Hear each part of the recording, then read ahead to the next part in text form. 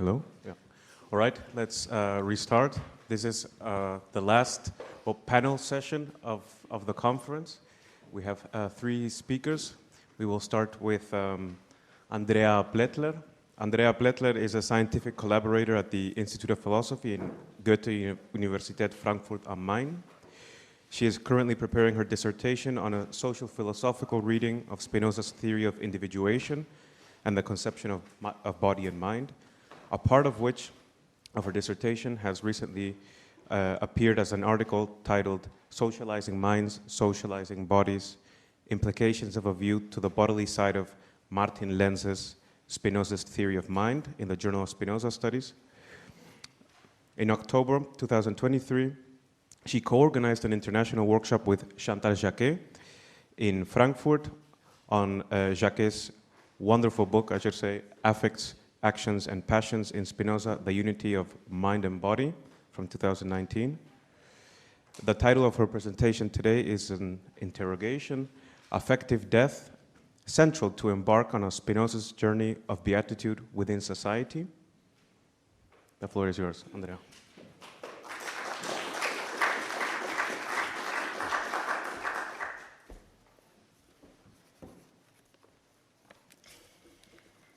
Thanks so much for the very kind introduction. And I would like to extend my gratitude to the organizers of the conference.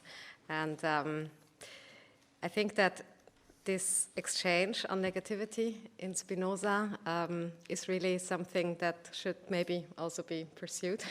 It's something that shows that we have a lot of different conceptions of negativity probably in the room when grappling with this issue of how to deal with the questions of negativity from a Spinozist perspective. And I think I learned a lot about different perspectives than I had. And I'm therefore very grateful and honored to be able to talk to you today.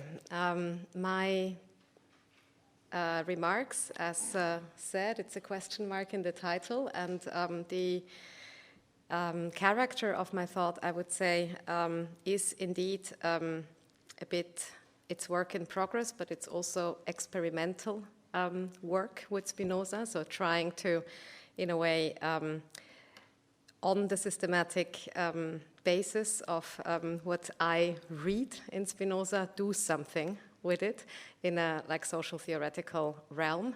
So in this sense, this might be a bit, experimental, seem a bit experimental to you. And I'm therefore very, very grateful for all sorts of critique and comment and interrogation. So I will try to convince you in this talk that for our journeys of striving towards beatitude within functionally differentiated, stratified social orders of today's capitalist constellations, Spinoza might give hand to embark for us on journeys of affective deaths and renaissances. There is, it seems to me, not only a surprising locus for negativity in a Spinozist thought of human flourishing concerning individuals within contemporary social orders. Rather, the Spinozist figure of affective death, and I say Spinozist because obviously you don't find the precise term in Spinoza himself, but as I'll show, Pascal Sévérac has marvelously developed it on the basis of reading Spinoza meticulously. So I think it's not only the case that we find a surprising but quite central locus maybe for in Spinoza's work and in his thought of human flourishing for negativity. It's also that this figure of affective death that we can develop with his thought or on the basis of his thought might pertain to a less conciliatory alternative to the Hegelian figure of determinate negation. If, I think, in a societal constellation thriving on modes of recognition for a certain social role, that is, where individuals are recognized for a certain social role and thus gain their honor, their status in society, and to a certain extent also their identity from this social role. They might, and this is going to be the conclusion of my talk, so I'm taking it affront to then grapple towards coming to it, such individuals may need to let the identities coming with such a role behind. And that is partly the process of determinate negation that I think we find in Hegelian thought, sublating what came with such an identity. So taking the aspects of such identity within oneself in order to develop into something while keeping, in a way, the traces of the identity that has been developing in this social constellation. So against this model of determinate negation, I think from a Spinozist perspective, we can say that one there bears the risk of being stuck in repetitive ways of affecting and being affected. What is at stake, rather, from such a perspective that I try to develop, is to let such identities, that is, distinctive parts of ourselves, die when striving for greater perfection. That is, to orient ourselves towards freedom and beatitude via letting something of us die. Thus, I think in contemporary societies, which do thrive on modes of recognition via identification, we have to go through affective deaths and renaissances to become, putting it in a Nietzschean key, what we are. Now, it might seem very, very surprising to unfold a perspective that gives a central locus to a figure of affective death within the horizon of Spinoza's thought here today.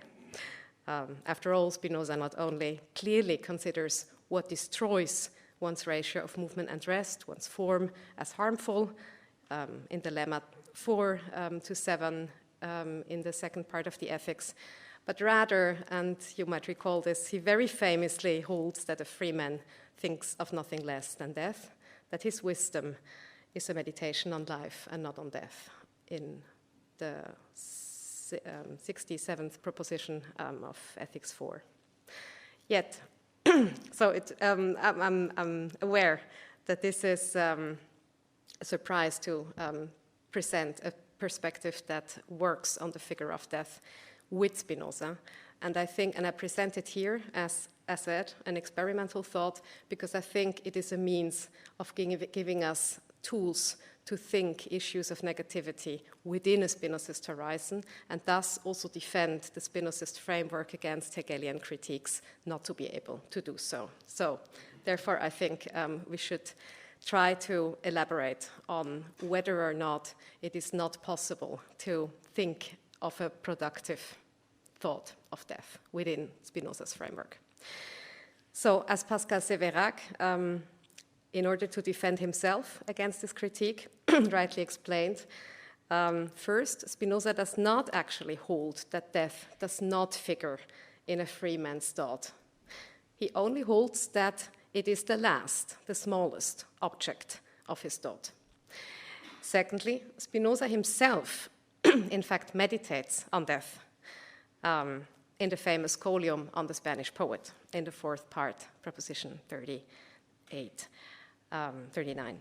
He there argues that, and I'm sure you're aware of this very famous Scholium, so I'm not going to recall it here, but I'm just going to note that he there himself argues that towards the end, he, I quote, dare not deny that even though the circulation of the blood is maintained, as well as the other signs on account of which the body is thought to be alive, the human body can nevertheless be changed into another nature entirely different from its own.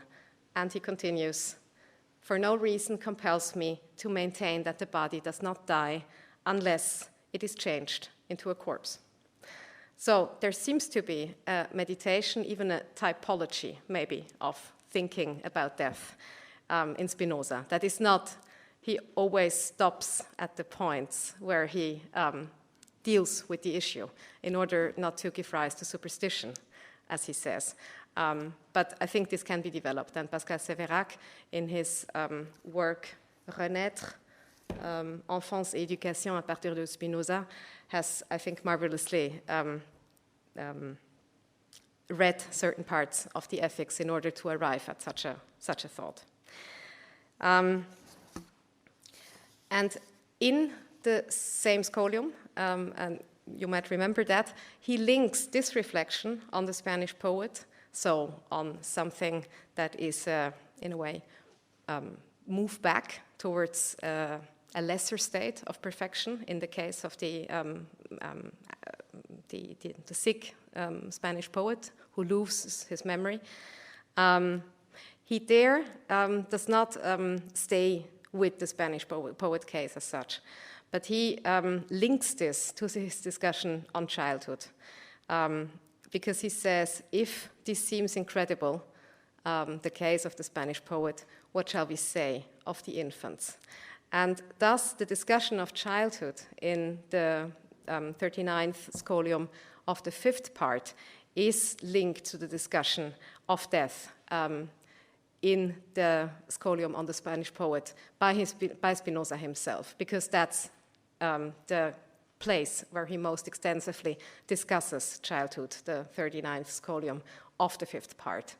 And he sort of points at this by saying, if this in a way seems difficult to understand what happens to the Spanish poet, then what can we say of the very day-to-day account that we experience with children?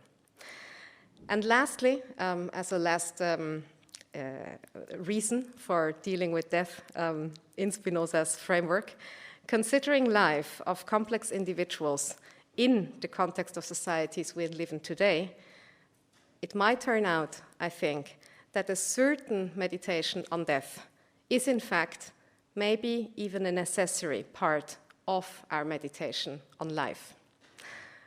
So, to develop an argument to that end, I will make use of certain concepts of Spinoza, obviously, and I'll introduce one which is most important yet to this argument, which is the concept of the individual. So I'll introduce this first, and then I'll present my argument to you in a step recounting Sévérac, generalizing Sévérac's argument with a view to Chantal Jacquet's work on les transclasses, and then generalizing Jacquet to a social theoretical account more broadly. And this will lead me to the conclusion that this account of thinking about development, human development, and human flourishing in Spinoza might be an account to grapple with negativity, which is going to be the conclusion. So, as human beings on a journey towards beatitude and human freedom fall, ontologically speaking, under Spinoza's definition of the individual, let us start by remembering what an individual is for Spinoza. He defines individuals as finite things with a determinate existence by other singular things, and a singular thing could neither exist nor be determined to produce an effect unless it is determined to exist and produce an effect by another cause, which is also finite and has a determinate existence. That is the proposition 28 of the first part, and the definition of the individual is definition 7 of the second part. So far, so uncontroversial. Yet he adds that if multiple individuals, I quote, so concur in one action that together they are all the cause of one effect, he considers them one singular thing. Seventh definition of the second part as well. That is, whatever is the cause of one action is one individual. And let us just pause a second to consider the radicality of this thought. What an individual is determined by other individuals, underlies radical spatial and temporal variation. To indicate the landscape of individuation one is looking at, That is, to understand what individuals there are at a specific point in time and in a specific space, one has to assess at a specific point which bodies do concur in what kind of action and for how long. Human individuals are such complex bodies, and I think often when we speak of the term individual in a Spinozist context, we might not have fully digested, in a way, the radicality of this thought, meaning that whenever individuals' bodies come together in one action, they in fact form one individual. So we are part, in a way, of different individuals at the same time in one, like, differing actions. And this, in return, obviously means that one is extremely determined by what bodies one interacts with, can interact with in one action. So individuals, this is like a general definition of individuals, so that's not only the case for human individuals, but human individuals, I think, are like more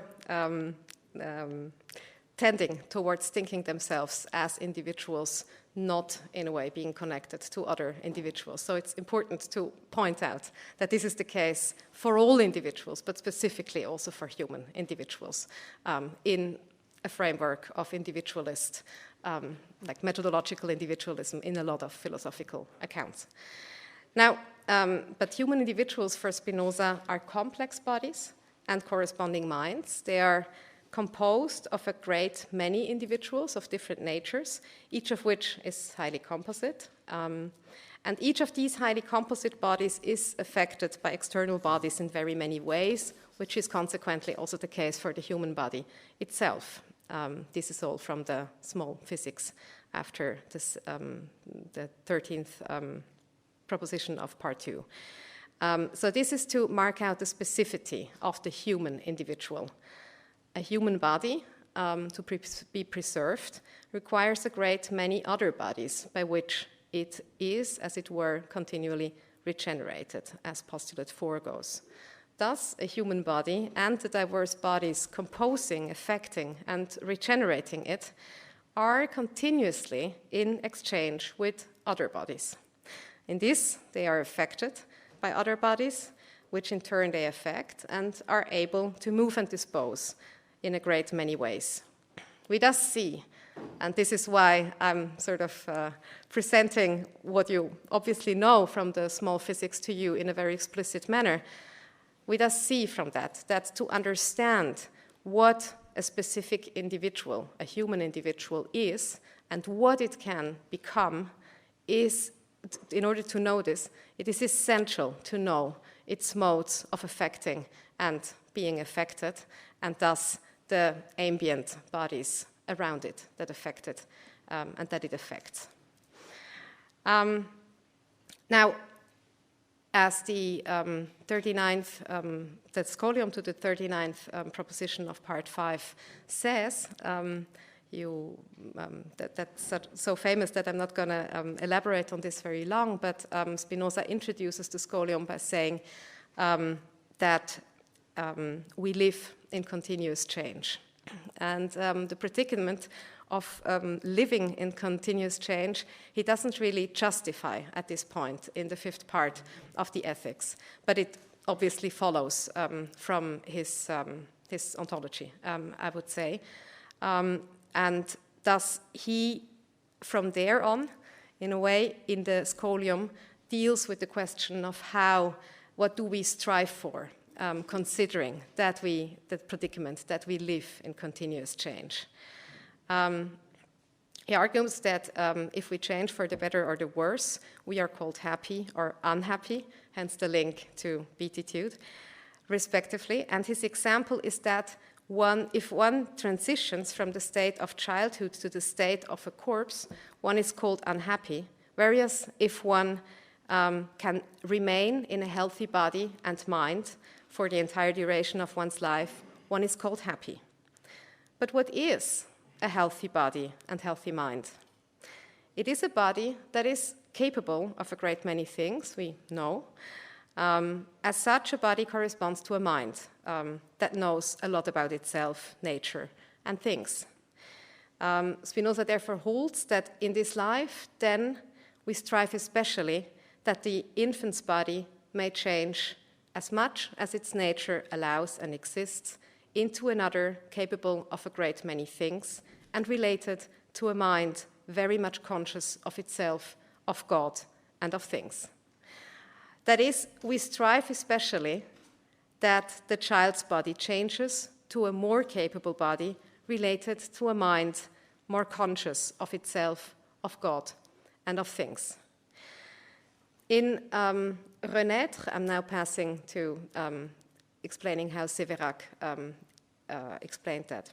In his book Renaître, Enfance et éducation à partir de Spinoza, Sévérac considers, on the basis of François Sourabichvili's work, what happens in this transition from the child to a more capable body related to a mind more conscious of itself, of God, and of things.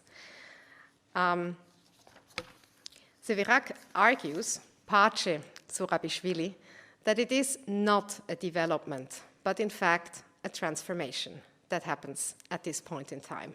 So, a change of the nature of the individual. And what might come across as very surprising, given that, for instance, in the small physics, we learn in how many ways an individual can change without changing its form, its nature, Sévérac proves by meticulous reading of this scholium that we have just pondered on, the 39th, the scholium to proposition 39 of Ethics 5, and the Spanish poet scholium in part 4,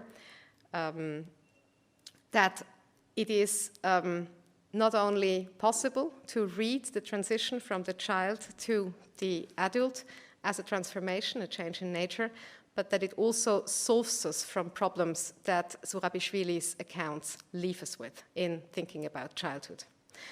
He argues that we can, in Spinoza's thought, referring next to the ethics also to the 5th paragraph of the 5th chapter of the Political Treatise, where he differentiates Spinoza between different notions of life. There is not only mechanical life, organic life is something that is beyond the mere functioning of the body.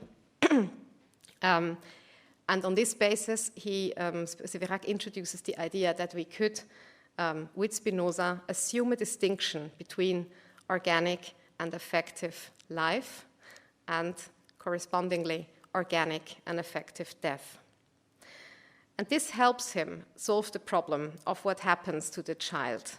A question, he argues, that Sourabichvili has marvelously exposed, but not yet solved. So, because obviously the child does not die organically. Organic death would amount to the loss of a body's particular ratio of movement and rest, the destruction of the physiological functions. An affective death, to the contrary, is a transformation of affective aptitude, while the organic body continues to live. And while the organic body conserves itself, the affective body can die and become other, become another, Sévérac argues. That is, the affective death of the infant body gives birth to a new affective body. In other words, affective death is a renaissance. Note that the body of the child does not bring such affective death about by itself, but it contributes to it. As Sévérac indicates, Spinoza uses passive tense and first-person plural in this scholium of Ethics Part 5. If we strive that the body of the child may change as much as its nature allows and assists into another body, our body not only endures, allows, but contributes, assists to such striving. And it is in this striving that it is in this assisting towards its own affective death, that it will come to meet external causes. In the child's case, for instance, educating individuals such as parents, And it is the combination of their forces and ours that lead to the transformation of our affective capacity. And one must not underestimate what such transformation means. The child, as child, and we can see this very physically with having the child in front of us as a picture, it vanishes. In Sévérac's words, it dies effectively in order to become reborn. It also loses certain capacities. For instance, capacity to mumble, and in there have a capacity to be able to pronounce the phonetical elements of almost every language in the world. When in this state, it can, in a way, pronounce these, and it de-learns them in order to then learn its mother tongue. So it is not only a progression, it is also that something really stays behind. So it is justified to speak of an affective death. That is, however, necessary in order to become more capable, generally speaking. Now, and this is my way of generalizing Sévérac's argument, which deals with childhood and the transition from childhood to adulthood into what I started with, a general societal perspective on our social orders. It seems to me that in the societies we live in, this process of transitioning, in fact, changing one's nature, one's affective nature, not only pertains to childhood. Rather, it seems to me, in the societies of late modern capitalism, we have to strive, in fact, concurrently, at some points, that our bodies can transition into others. And in order to give you just some food for thought for why I might argue for such an erroneous claim that we might need to die in our societies and even maybe die recurrently, effectively, in order to be able to strive for freedom and beatitude in these social orders. Let me just present you with a small thought experiment. In the societies we live in, we are confronted with identification from the start. We are given a sex at birth, our parents name us once we see light, we rapidly gain an entry in a passport and thus citizenship. We discover our personalities under our parents' eyes, and it is on this basis that they will try to encourage us. While at times such attempts may project parental ambitions on us, they certainly most often express love and encouragement. But such love and encouragement, while it can allow us to joyfully discover our bodies and minds, to give it another try when we fall, such encouragement can also come to enclose us, as far as it thrives on identification. This might be easily reversible in some cases. We can do something else than what we've started to do. But let us consider that it might also ingrain us on a certain path and enclose us much more. Imagine a case in which, maybe due to having been socialized in a Scouts group, a boarding school child shows an aptitude in handicraft activities. It is not unlikely teachers will attempt promoting the child where they already see talent expressing itself, and more so that in other areas, say in literature. While time passing by, school years in which the child gets encouraged in handicraft activities more than in others, it can easily come to ground its pride in its capacity. From the outside, it can become to be seen as naturally suitable for a carpenter apprenticeship after primary school. It could be encouraged to follow this path from the side of its parents too. Maybe they are working with their hands too, be that because this is what class relations has brought them to do, be it that they had to migrate without getting their degrees recognized. With years in manual work, it is plausible they will have come to value it, maybe acquire a blue-collar identity. And in such a scenario, chances are high our child will regard it as a fitting image of itself to be talented in handicraft and well advised to harness this talent. Now, with time, its imaginary may well solidify and lead it to choose a carpenter apprenticeship when asked to choose its path. Due to its self-image, it could do so even if, in the meantime, it may have developed an interest for literature that it could pursue better if it would attend high school. Maybe our child would conform herself with the idea that she could still undergo higher vocational education, pursue studies in a technical field, and eventually in literature. By the time she starts working, she is habituated in the bourgeois time order, structuring the reproduction of labor. So work is due between 8 a.m. and 5 p.m. Evenings and weekends are for regeneration. And our teenager possibly would, if a slumbering appetite for literature is frustrated, she might get to experiment with certain ways of getting around this situation, so getting frustrated with herself. With the years of the apprenticeship, however, passing by, the body of our teenager, seeking rest in the evening and working in the day, will physically become to look like her peers. Remember what I said in the beginning about individuation and acting together. As she looks into the mirror and sees her hands smoldered by treating the wood and her eyes trained to see with precision what cuts are needed for a specific geometric form, she looks at herself as someone being proud to be a carpenter.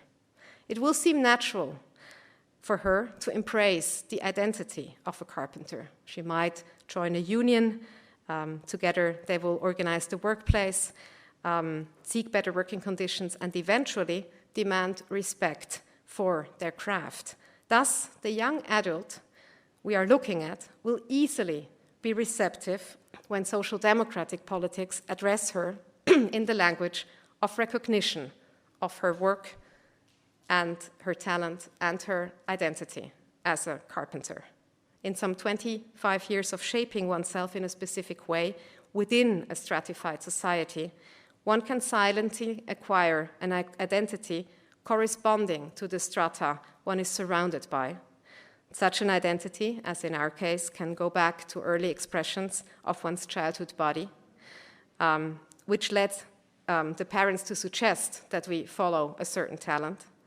Yet, especially in times of a shortage of skilled labor, society will easily seek to ground its recognition for such a person on such an identity. Put this way, our thought experiment might sound absurd, yet it can hardly be contested that such processes happen regularly in the social fields which form the social space of our functionally differentiated capitalist society. So,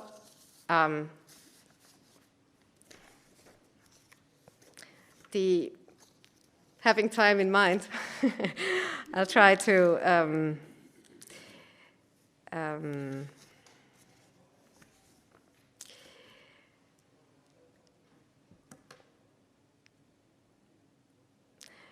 the